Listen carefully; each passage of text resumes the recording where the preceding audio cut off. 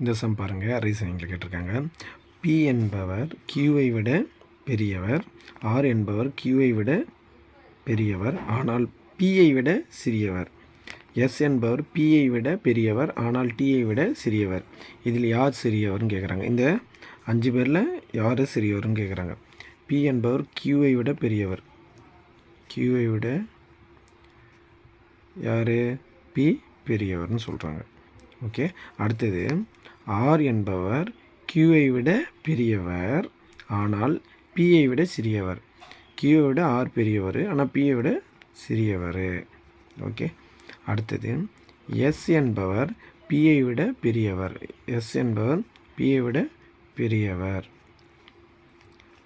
ஆனால் Tயை விட சிறியவர். யார்? S வந்து Tயை விட சிறியவர். S என்பவர் Pயை விட பெரியவர் ஆனால் Tயை விட சிறியவர். Tயை விட சிறியவர். இதில் யார் இதில் சிறியவர்னு கேட்குறாங்க. Q தான் சிறியவர். ஆப்ஷன் C தான் சரி.